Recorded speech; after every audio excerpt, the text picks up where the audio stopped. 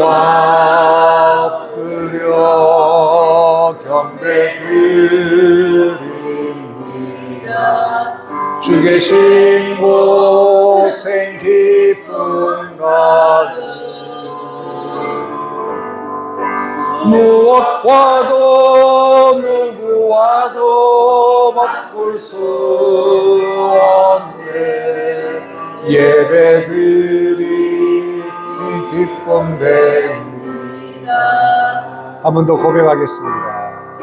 주께 와 엎드려 경배드립니다. 주 계신 곳엔 기쁨 가득 무엇과도 누구와도 바꿀 수 없네. 예배드림이 기쁨 됩니다. 다 같이 회개 기도하겠습니다.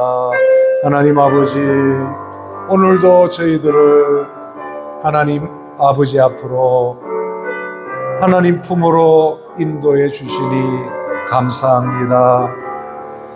이 시간 한 주간 살면서 생각나는 죄, 깨달아지는 모든 죄들을 예수님 십자가 앞에 내어놓습니다.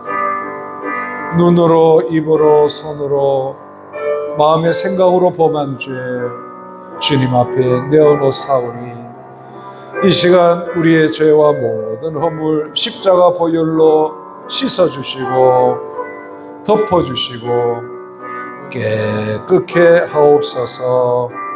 우리 안에 있는 모든 교만과 탐욕의 쓴뿌리가 제거되게 하시고 원망과 불평의 쓴뿌리, 분노와 미움의 쓴뿌리가 제거되게 하시고 우리 안에 감사와 하나님을 신뢰하는 믿음으로 충만케 하여 주시옵소서. 회개하는 심령마다 성령으로 충만케 하시고 하나님의 영으로 각 심령 가득히 부어 주시옵소서. 거룩한 하나님의 성품으로 충만케 하옵소서. 예수님의 이름으로 기도하옵나이다. 아멘. 보혈을 지나 하나님 품으로 보혈을 지나 아버지 품으로 보혈을 지나 하나님 품으로 한 걸음씩 나가네. 존귀한 주 보혈이 내 영을 새롭게 하시네. 존귀한 주 보혈이 내 영을 새롭게 하네. 존귀한 주 보혈이 내 맘을 새롭게 하시네. 존귀한 주 보혈이 내 몸을 새롭게 하네. 아멘. 함께 신앙 고백하겠습니다. 나는 전능하신 아버지 하나님, 천지의 창조주를 믿습니다. 나는 그의 유일하신 아들 우리 주 예수 그리스도를 믿습니다. 그는 성령으로 잉태되어 동정녀 마리아에게서 나시고 본디오 빌라도에게 고난을 십자가에 못 박혀 죽으시고 장사된 지 사흘 만에 죽은 자 가운데서 다시 살아나셨으며 하늘에 오르시어 전능하신 아버지 하나님 우편에 앉아 계시다가 거기로부터 살아있는 자와 죽은 자를 심판하러 오십니다. 나는 성령을 믿으며 거룩한 공교회와 성도의 교제와 죄를 용서받는 것과 몸의 부활, 영생을 믿습니다. 아멘.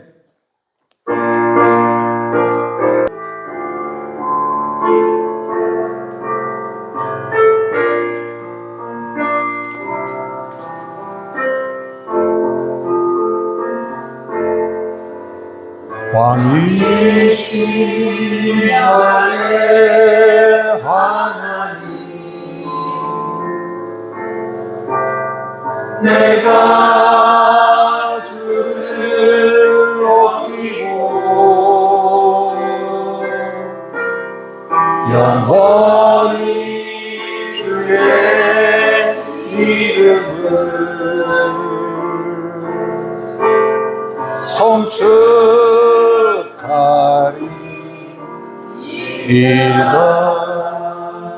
왕이신 하나님, 오늘도 이곳에 자정하셔서 하나님의 백성들에게 복을 내리시고 언제나 진실한 길로 주님과 동행하는 성도들이 다 되게 하옵소서. 성령으로 인도하여 주시옵소서. 예수님의 이름으로 기도하옵나이다. 아멘. 하나님 말씀은 구약 성경 사무엘하 15장 1절에서 6절, 사무엘하 15장 1절에서 6절 말씀 찾으신 줄 알고 제가 봉독해 드리겠습니다. 그 후에 압살롬이 자기를 위하여 병거와 말들을 준비하고 호위병 50명을 그 앞에 세우니라. 압살롬이 일찍 일어나 성문길 곁에 서서 어떤 사람이든지 송사가 있어 왕에게 재판을 청하러 올 때에 그 사람을 불러 이르되 너는 어느 성읍 사람이냐 하니 그 사람의 대답이 종은 이스라엘 아무 지파에 속하였나이다 하면 압살롬이 그에게 이르기를 보라 내 일이 옳고 바르다마는 내 송사를 들을 사람을 왕께서 세우지 아니하셨다 하고 또 압살롬이 이르기를 내가 이 땅에서 재판관이 되고 누구든지 송사나 재판할 일이 있어 내게로 오는 자에게 내가 정의 베풀기를 원하노라 하고 사람이 가까이 와서 그에게 절하려 하면 압살롬이 손을 펴서 그 사람을 붙들고 그에게 입을 맞추니 이스라엘 무리 중에 왕께 재판을 청하러 오는 자들마다 압살롬의 행함이 이와 같아서 이스라엘 사람의 마음을 압살롬이 훔치니라. 아멘. 자, 우리는 지난주에 존귀한 하나님의 사람 다윗이 어떻게 죄로 무너졌는지 또 하나님께서 이 다윗을 어떻게 회복시키는지 살펴보았습니다. 지난주 말씀을 다시 한번 정리해서 복습해보면 죄의 시작은 첫 번째 하나님을 업신여기는 마음에서 왔다는 것을 우리가 깨닫게 되었습니다. 이 업신여기다라는 뜻은 얕보다, 상대방을 얕보다, 가볍게 여기다, 무시하다라는 뜻입니다. 여러분, 죄는 갑자기 오는 것이 아닙니다. 하나님의 말씀을 조금씩 반복적으로 무시할 때 성도들에게도 죄가 틈을 타게 되고 죄가 시작될 수가 있다는 것입니다. 기도와 말씀이 멀어지고 예배를 형식적으로 드리는 시간이 반복되고 있다면 우리 또한 다윗처럼 하나님을 업신여기고 있지 않는지, 우리가 계속 거룩한 길로 가고 있는지 아니면 죄로 나도 무너져 가고 있는지 우리 자신을 살펴보아야 하는 것입니다. 오늘 여기까지 우리 인생을 인도하시는 분은 우리 하나님이십니다. 하나님을 결코 가볍게 여겨서는 안 돼요. 하나님을 무시하고는 결코 인생이 잘 살아낼 수 없고 저 천국에 나가는 그날까지 승리할 수가 없는 것입니다. 두 번째, 하나님을 업신여기고 죄를 범하면 뭐가 따르죠? 징계가 따르는 거예요. 징계. 이 징계는 어린 자녀가 잘못하면 이를 매를 대죠. 예, 그것을 징계라고 말합니다. 미움입니까? 사랑입니까? 예, 사랑이죠. 예. 하나님은 사랑의 하나님이십니다. 그러나 동시에 거룩과 공의의 하나님이에요. 부모님들이 자식들을 키울 때 사랑으로만 키우면 안 돼요. 공의를 통해서 잘못된 것, 또 잘하는 것을 분별해서 죄와 그리고 옳은 일에 대한 올바른 판단력을 어릴 때부터 키워주는 것. 이것이 진정한 사랑인 것입니다.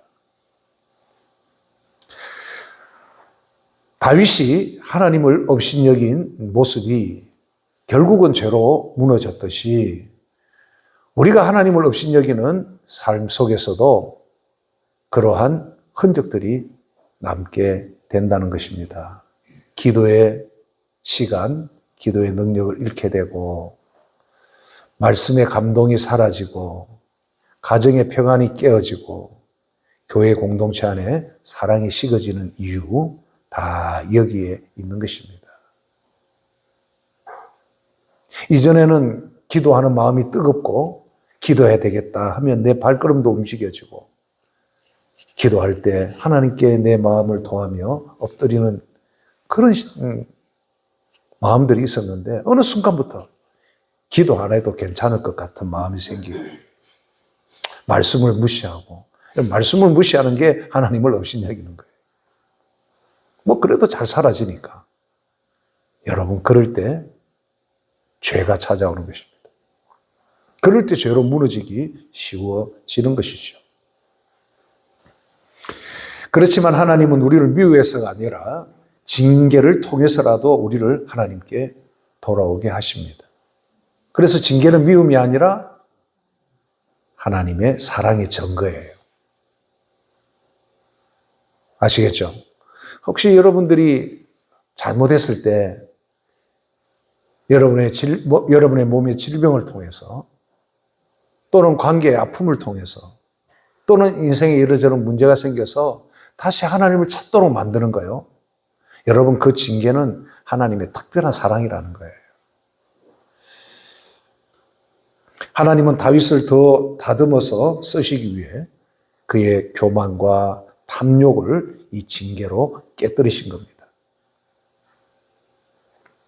세 번째, 죄에서 회복은 진실한 회개에서부터 시작돼요. 어떤 회개? 진실한 회개. 내가 잘못했구나. 이런 후회와 잘못을 생각하는 것이 아니라 진실한 회개에서부터 인생의 진정한 회복은 되는 것입니다. 오늘 이 그림을 보시면 다윗이 비록 왕이지만 하나님의 사람 선지자 나단을 통해서 하나님의 책망을 받았을 때 다윗은 겸손히 하나님 앞에 회개했다는 것. 이것이 다윗의 훌륭한 점이에요. 여러분은 어떻습니까? 하나님 말씀을 들을 때. 네. 나단의 책망을 들은 다윗은 비록 왕이었지만 변명하지 않고 눈물로 저렇게 잘못을 인정하고 회개했습니다. 단순히 자신의 잘못을 후회한 것만이 아니라 하나님과 관계가 끊어질 것에 대한 두려움과 슬픔의 통곡이에요. 하나님, 나를 떠나지 마십시오. 하나님의 영이 나를 멀리하지 마십시오. 통곡하며 하나님 앞에 자신의 죄를 고백하고 하나님이 떠나지 않으시도록 간절히 회개하는 다윗의 모습. 하나님께서 이 다윗의 눈물을 보시고 용서하셨습니다. 네 번째, 회개의 확실한 증거는 무엇일까요? 겸손입니다. 죄로 한번 무너져 본 사람, 그리고 회복된 사람은 그 인격과 영혼이 겸손할 수밖에 없어요.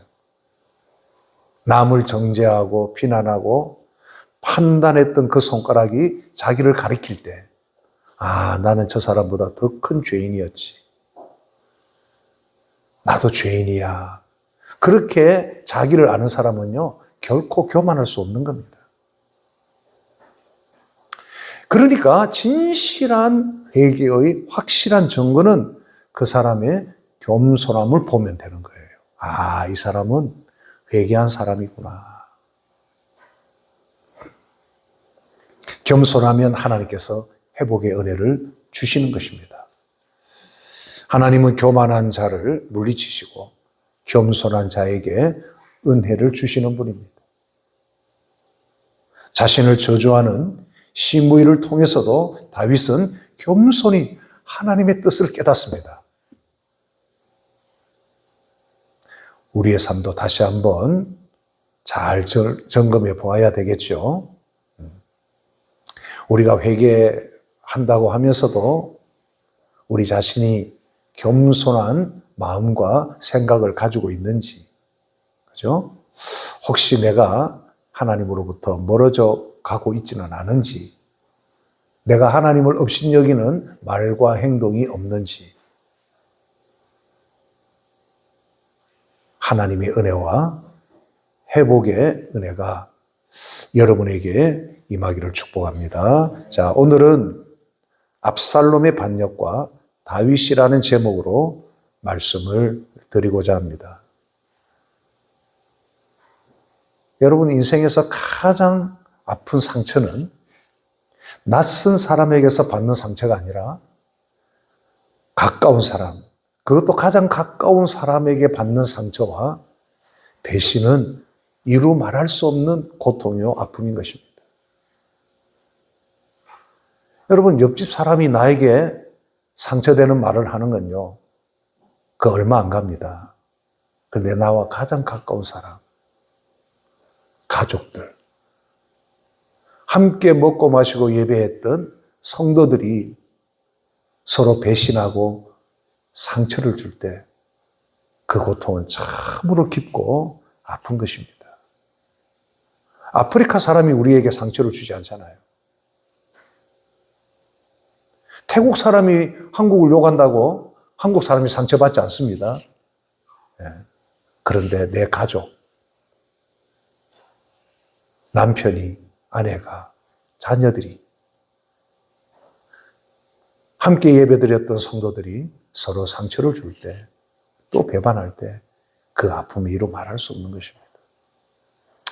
여러분, 목회자의 가장 큰 고통이 참 그렇게 사랑했던 성도들이 한순간에 돌아서서 상처를 줄 때, 여러분 그 고통은 상상을 초월하는 것입니다.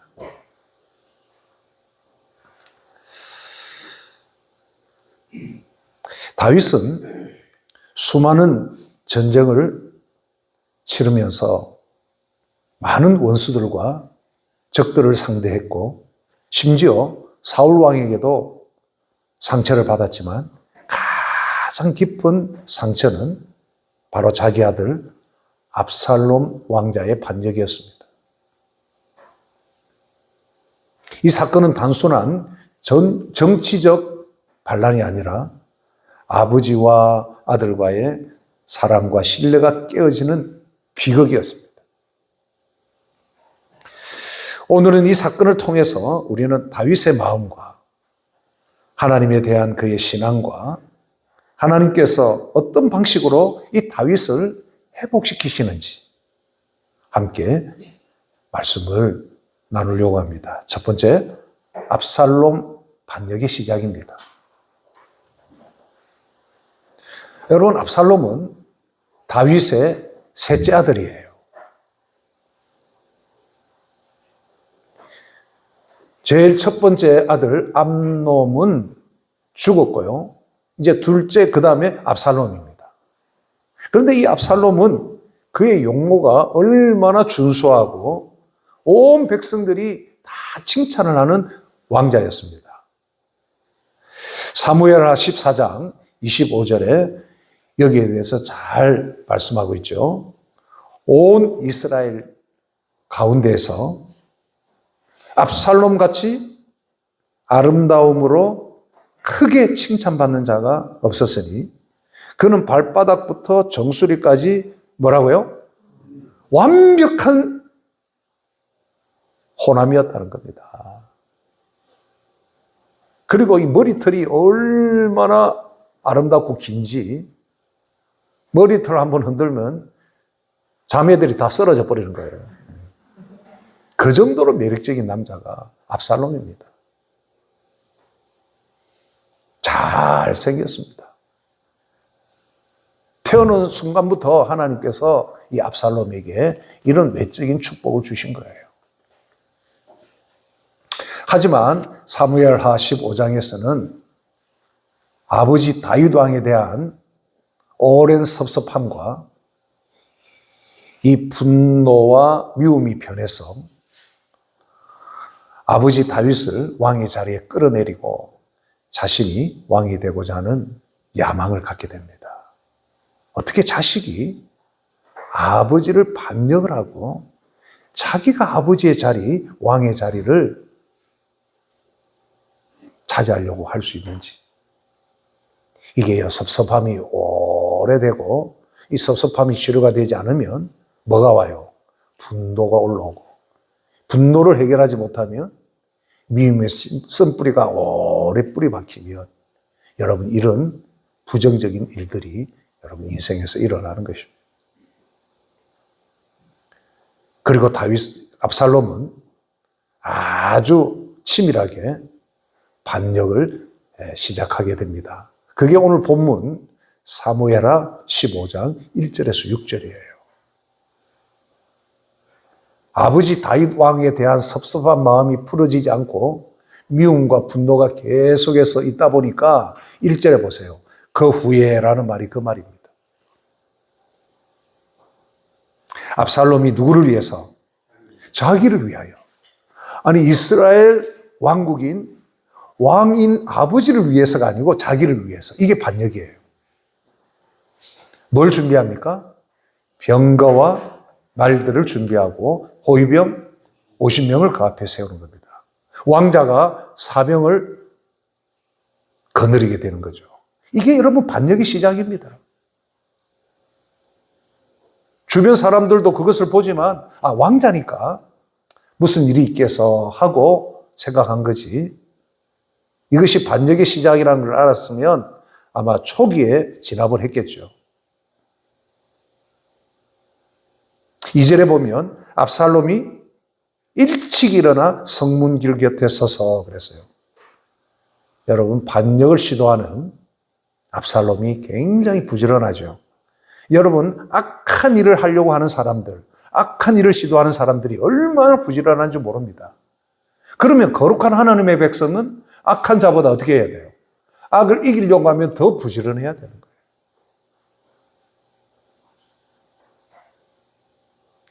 반역을 시도하는 압살롬은 아침 일찍부터 일어나서 성문길 곁에 어떤 사람이든지 송사가 있어 왕에게 재판을 청하러 올 때에 그 사람을 불러 이르되 너는 어느 성읍 사람이냐 하니 그 사람의 대답이 종은 이스라엘 아무 지파에 속하였나이다 하면 3절 압살롬이 그에게 이르기를 보라 내 일이 옳고 바르다마는 내 송사를 들을 사람을 왕께서 세우지 아니하셨다. 아니요, 왕 앞에 가면 어떤 송사든지 공정한 판단을 받을 수 있습니다. 그런데 압살롬이 이렇게 선동을 하고 있는 겁니다. 왕에 대한 부정적인 마음을 백성들에게 지금 이렇게 선동하고 있는 거예요. 이 사실이 아닙니다. 그런데 백성들은 어리석어서 이렇게 선동하며 잘 넘어가요. 4절 또 압살롬이 이르기를 내가 이 땅에서 재판관이 되고 누구든지 송사나 재판할 일이 있어 내게로 오는 자에게 내가 정의 베풀기를 원하노라. 정의를 베풀기를 원한다니까 백성들이 마음이 혹하고 압살롬에게 가는 거죠. 그뿐만 아니라 5절에 보면 사람이 가까이 와서 그에게 절하려 하면 왕자가, 그것도 잘생긴 왕자가 성문 길 곁에 딱 서 있으니까 엎드려 절하려 하면 압살롬이 손을 펴서 그 사람을 어떻게 해요? 여러분, 이 악수하거나 만져주는 거는요, 엄청난 타치입니다. 한번 손에 잡히면 그 사람은 왕자를 잊지 못하는 거예요. 왕자 편이 되는 겁니다. 그러니까 그 사람을 붙들고 그에게 뭘 합니까? 입까지 맞추는 거예요. 입 맞춤은요, 상대방을 존중한다는 의미입니다. 일반 백성을 그렇게 대하니 백성들의 마음이 어떻게 돼요? 와, 이 사람이 우리 왕이 됐으면 좋겠다. 훌륭한 다윗 왕이 있음에도 불구하고 이렇게 마음이 이렇게 흔들리게 되는 겁니다. 6절. 이스라엘 무리 중에 왕께 재판을 정하러 오는 자마다 압살롬의 행함이 이와 같아서 이스라엘 사람의 마음을 압살롬이 어떻게 해요? 훔치는 거예요. 백성들의 마음을 도둑질하고 있다는 거예요. 여러분, 이게 선동입니다. 이게 바로 미혹이에요. 백성들은 어리석습니다. 그래서 여러분, 불의하고 악한 정치인들에게 선동당하고 여러분 흔들리는 것이죠. 한번 그림을 볼까요? 그림을. 여러분, 그걸 보시면 저렇게 붉은색 옷은 귀족, 왕족들이 입은 옷입니다. 압살롬이 재판을 위해서 송사를 하기 위해서 왕 앞에 오는 백성들을 저렇게 따뜻하게 대해주니까 압살롬에게 마음이 다 모여드는 거예요.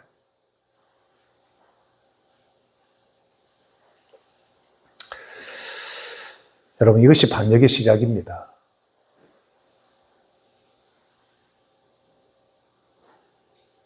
압살롬이 자신이 왕권을 아버지 다윗을 이어서 질서 있게 계승이 된다면 또 문제는 다르지만 압살롬 차례가 아니거든요.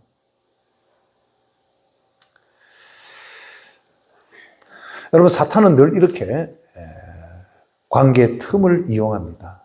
특히 이 가까운 관계일수록 분노의 감정을 빨리 해결해야 돼요. 분노의 감정이 오래가면 마귀가 이 감정을 통해서 가정이나 교회 공동체를 틈타서 그 가정이나 교회를 파괴하게 되는 겁니다. 사람이 분을 낼 수는 있습니다. 그러나 오래 품으면 누가 틈타요? 마귀가 틈타요. 에베소서 4장 26절에서 27절, 분을 내어도 죄를 짓지 말며 언제까지? 해가 지도록 분을 품지 말라. 이것은 무슨 말이냐? 분노를 오랫동안 품고 있지 말라는 겁니다. 왜 그렇습니까? 27절에 보면 마귀에게 틈을 주기 때문이에요. 여러분, 오늘날 가정이 왜 불행해집니까? 섭섭한 감정이 오래되고 섭섭한 마음이 풀리지 않고 이게 쌓이다 보면 나중에 뭐가 나와요? 분노가 올라오죠. 분노가 계속 가득 차면 정오, 미움이, 그죠? 드러나게 되는 겁니다. 이 사람이 왜 이래? 이 애가 왜 이렇지? 아니, 우리 집구석이 왜 이래? 왜 이런 게 아니고, 분노의 감정을 빨리 해결하지 못한 사람들로 인해서 마귀가 그 가정에, 그 교회에 틈을 타는 거예요. 여러분, 그런 교회들이 한두 교회가 아닙니다. 멀쩡한 가정 같아도요, 그 가정을 들여다보면 분노한 자녀들이 있고, 분노한 엄마가 있고, 분노하는 아빠가 있는 거예요. 우리 성도들은 이 분노의 감정을 빨리 잘 처리할 수 있게 되기를 축복합니다. 다른 방법이 없습니다. 와서 자꾸 말씀을 듣고 하나님 앞에 이 감정을 처리받아야 되는 거예요.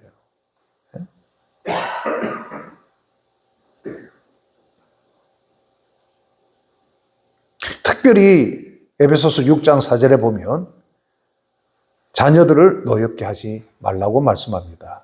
아비들아, 너희 자녀를 노엽게 하지 마라. 여기 아비들아 하니까 다행이다. 엄마는 아니니까. 아비들아 이 말은 엄마도 다 포함되는 거예요. 엄마. 사실 아빠들보다 엄마가 더 자녀들에게 분노의 감정을 일으키는 경우도 많을 수 있습니다. 그러면 자녀들의 마음에 그런 분노의 감정을 일으키지 않도록 자신을 말씀 안에서 잘 다듬어야 돼요. 자녀들이 뭘 싫어하고 뭘 좋아하는지를 알고 자녀들에게 말과 행동으로 잘 하나님의 말씀을 바탕으로 양육해야 되는 거예요. 여러분 가정은 평안하십니까? 우리 교회는 어떻습니까? 내가 가지고 있는 풀지 못하는 분노의 감정으로 인해서 마귀가 틈을 타고 있지는 않았는지, 그렇다면 오늘 말씀을 듣는 중에 이러한 분노와 미움의 감정이 다 풀어지게 되기를 축복합니다. 다 씻어내야 돼요. 그리고 용서하고 용서를 받을 수 있어야 돼요. 엄마가 잘못했어. 아빠가 잘못했다. 이런 말을 100번이라도 할 수 있어야 돼요. 그래야 여러분 가정이 치유가 되고 교회 공동체가 회복이 되는 것입니다. 어떤 큰 교회는 이 분노의 감정을 처리하지 못해서 몇 편씩 패를 갈라서 교회가 나눠져 있는 거예요. 건물은 커도 그 안에 그렇게 갈라져 있으면 마귀가 그 교회를 결코 그냥 두지 않는 거예요. 참 안타까운 일입니다. 자, 두 번째, 위기의 상황에서 다윗은 전적으로 하나님의 주권에 맡기게 됩니다. 압살롬이 헤브론에서 반란에 성공하자 다윗은 왕궁을 떠나 예루살렘을 빠져 나가야 했습니다. 이때 제사장들도 언약궤를 메고 다윗을 따릅니다. 이때 다윗이 이렇게 말하죠. 15장 25절에서 26절에 보면 왕이 사독에게, 이 사독은 당시 대제사장입니다. 사독에게 이르되 보라, 하나님의 궤를 성읍으로 도로 메어 가라. 만일 내가 여호와 앞에서 은혜를 입으면 도로 나를 인도하사 내게 그 궤와 그 계신대를 보이시리라. 다시 예루살렘 성으로 그리고 성전으로 나를 이끄실 것이다. 26절, 그러나 그가 이와 같이 말씀하시기를, 하나님이 말씀하시기를 내가 너를 뭐라고요? 기뻐하지 아니한다 하시면 종이 여기 있사오니 선히 여기시는 대로 내게 행하시옵소서. 하나님의 절대 주권 앞에 다윗은 맡기는 거예요. 여러분, 위기 상황에서 이게 쉽지가 않습니다. 여기서 다윗은 자신의 왕권을 끝까지 지키려고 하지 않습니다. 하나님께서 주신 왕의 자리, 하나님께서 선하게 여기시면 그 왕권을 지켜주실 것이고, 하나님이 원치 않으신다면 다윗은 그 자리를 내려놓을 준비를 하고 있는 거예요. 그러니까 왕으로 자신을 세우신 하나님의 그 주권에 대하여 다윗은 겸손히 맡기고 있다는 거죠. 여러분, 이것이 다윗입니다. 자리를 붙잡는 것이 아니라 누구를 붙잡아요? 그렇지, 하나님을 붙잡는 거죠. 하나님 이렇게 하시든 저렇게 하시든 하나님이 하시는 대로 저는 여기 있으니 하나님께서 하십시오 하고 하나님 주권을 맡기는 거예요.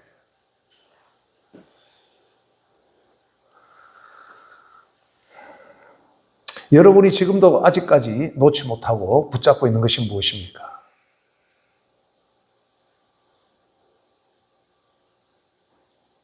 많은 부모님들 중에 특히 어머니들은 자식을 못 내려놔요.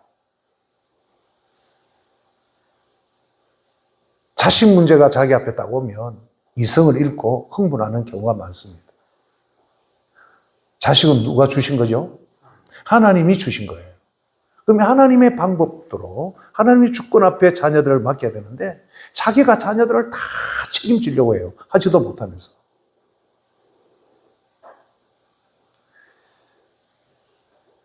여러분, 자녀도요, 부모가 붙잡고 있다고 자녀가 잘 되는 게 아닙니다. 하나님께 겸손히 맡겨야 돼요. 그리고 하나님의 방법으로 자녀를 양육하고 자녀를 위해서 기도해야 되는 거예요. 또 어떤 사람은 이 재물, 물질을 발발발발발 들면서 붙잡고 있습니다. 다른 것은 다 괜찮은데 그 부분만 딱 이야기가 나오면 쩔쩔매고 벌벌 떠는 사람. 그 물질을 누가 주신 거죠? 하나님 주신 거예요, 다.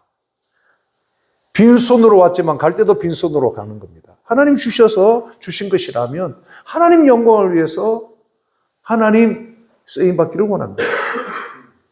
주시지 않으면 하나님께서 또 특별한 하나님의 계획이 있으시군요. 하나님의 그 주권 앞에 맡길 수 있는 믿음. 하나님이 그 사람을 귀하게 보지 않을까요?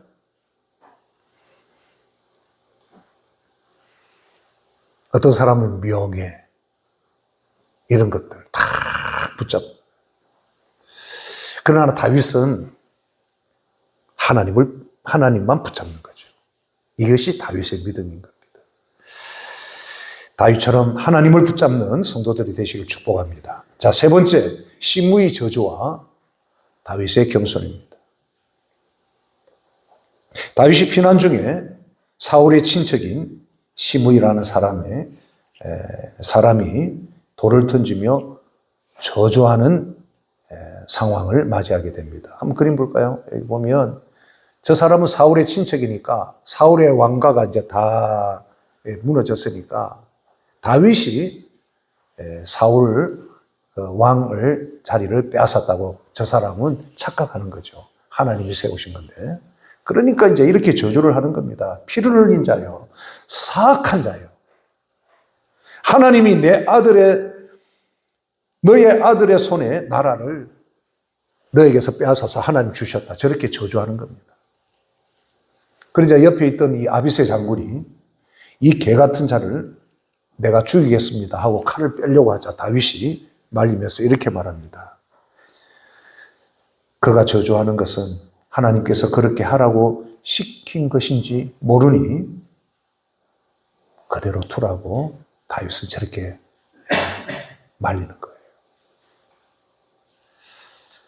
그리고 주변 신하들에게 이렇게 말합니다. 16장 11절에 또 다윗이 아비새와 모든 신하에게 이르되 내 몸에서 난 아들도 내 생명을 해하려 하거든 하물며 이 베냐민 사람이랴 여호와께서 그에게 명령하신 것이니 그가 저주하게 어떻게 해요? 버려두라는 겁니다.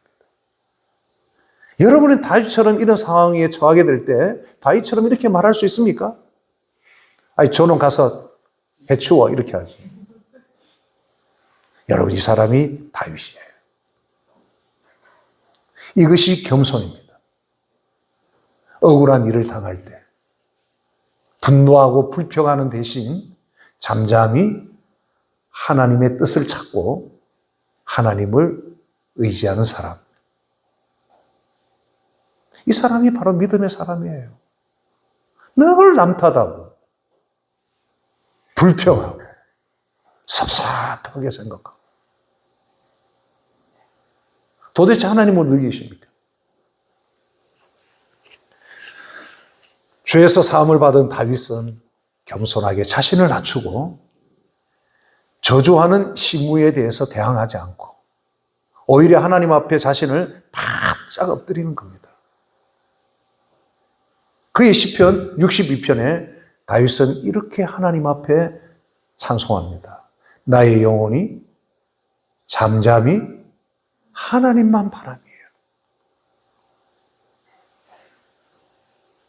왕권을 빼앗기고 도망가는 길에 언제 기습을 당해서 생명의 끝이 올지도 모르는 다윗이 대항하여 싸우지 않고 원망하고 불평하지 않고 잠잠히 누구만 바라요? 하나님만. 내 영혼이 하나님만 바라요. 나의 구원이 하나님에게서 나오는 도다. 오직 그만이 나의 반석이시요 나의 구원이시요 나의 요새이시니 내가 크게 어떻게 해요? 흔들리지 않는다. 여기는 바로 믿음의 축복인 것입니다. 하나님만 의지하게 될 때 여러분 흔들리지 않는 겁니다. 왕의 자리 하나님이 허락하지 않으면 언제든지 내려놓을 마음을 두고 또 하나님이 기뻐하시면 선하게 또 회복시켜 주실 것이고 나는 잠잠히 하나님만 바라보나이다. 내가 하나님만 바라보기 때문에 크게 흔들리지 않을 것이다. 하나님은 이런 다윗을 다시 세워주시는 것이죠. 네 번째, 압살롬의 최후와 다윗의 눈물입니다. 결국 압살롬은 전쟁 중에 상수리 나무에 머리카락이 걸려서 죽음을 맞이하게 됩니다. 압살롬은 가장 소중히 여기고 자랑스럽게 여긴 자기의 외적인 모양은 이 머리카락이었습니다. 그런데 그 머리카락이 결국은 전쟁 중에 말을 타고 도망하다가 상수리 나무에 이 머리털이 걸려서 결국은 요압의 창에 찔려 죽습니다. 한번 그림을 볼까요? 네, 저렇게. 머리카락 한번 이렇게 흔들면 오빠 하고 전부 다 쓰러지는 그 머리카락인데 전쟁 중에 도망가다가 말을 타고 가다가 상수리 나무에 머리카락이 걸려서 대롱대롱 매달리니까 거기서 끝나는 거예요. 압살롬.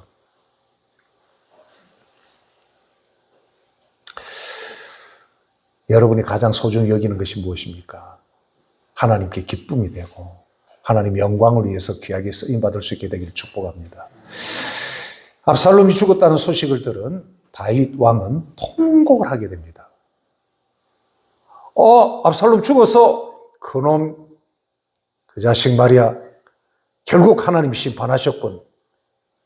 속이 시원해야 되는데 다윗의 마음은 오히려 더 아프고 더 힘들었습니다. 그게 사무엘하 18장 33절이에요. 왕의 마음이 심히 아파 문 위층으로 올라가서 뭐 한다고요? 우는 겁니다. 운다고 해놨지만 통곡을 하는 겁니다. 통곡을. 그가 올라갈 때 말하기를 내 아들 압살롬아 내 아들 압살롬아 차라리 내가 너를 대신하여 죽었다면 압살롬 내 아들아 차라리 내가 죽고 네가 살았더라면 더 좋았을 거야. 압살롬 내 아들아 몇 번 나옵니까?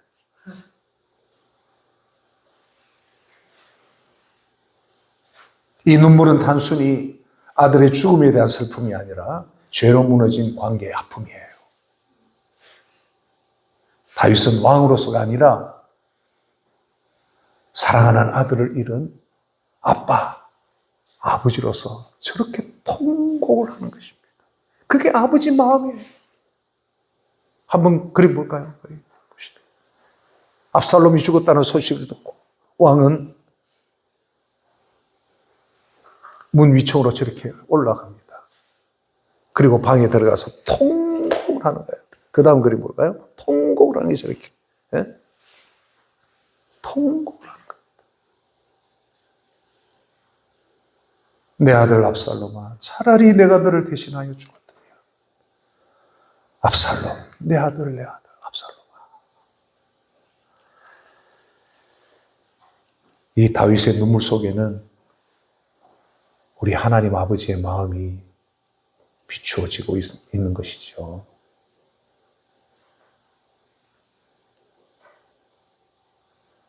죄로 반역한 인류를 위해, 죄로 비참해진 저와 여러분을 위해서 독생자 예수 그리스도를 십자가에 내어주신 하나님 아버지의 그 마음이 비추어져 있는 것입니다.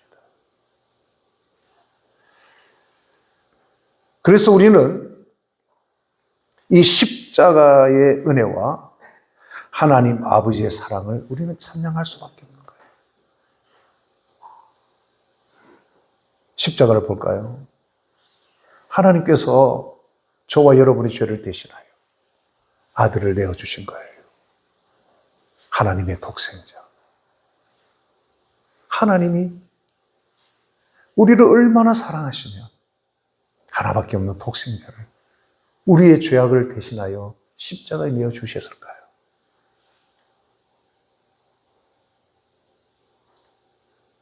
하나님은 통곡하시면서 예수님을 죄인된 저와 여러분을 대신하여 내어주신 것입니다.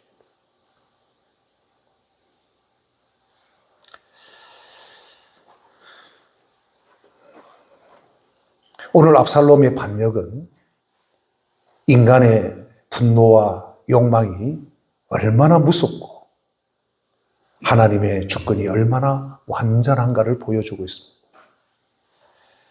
다윗은 고난 속에서도 사람이나 환경이나 하나님을 원망하지 않았습니다. 오히려 하나님 주권에 자신을 맡기는 믿음으로 다윗은 승리했습니다. 여러분, 우리도 살다 보면 이 압살롬 같은 사건을 만날 수 있습니다. 가까운 사람의 배신, 뜻하지 않는 고난, 풀리지 않는 인생의 어려움 속에서 우리도 상처받고 우리도 흔들릴 수 있지만 사람에 대해서 원망하거나 섭섭해하지 않기를 축복합니다. 하나님만 바라보십시오. 하나님 주권에 맡기십시오. 하나님이 나를 기뻐하시면 반드시 나를 다시 회복시켜 주실 것이다.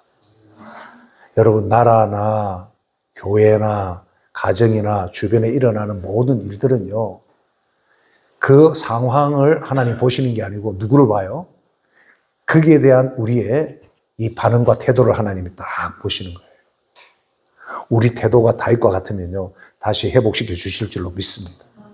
관계의 문제든 물질의 문제든 여러분, 되어지는 상황의 문제든 우리 태도가 다윗처럼 하나님 보실 때에 기뻐하시면 다시 회복의 은혜를 주실 줄로 믿습니다. 하나님 아버지, 저희들 안에 감추어져 있는 분노와 원망의 씀뿌리들이 있다면 이 시간 성령의 불로 다 태워 주시옵소서. 주님의 보혈로 씻어주시고 덮어 주시옵소서.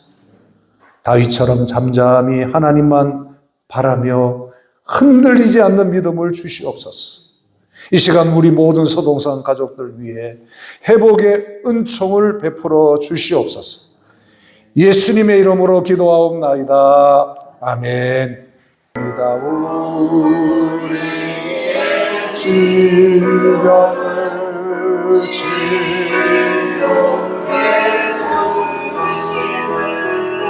참 좋으신 나의 하나님, 오늘도 우리의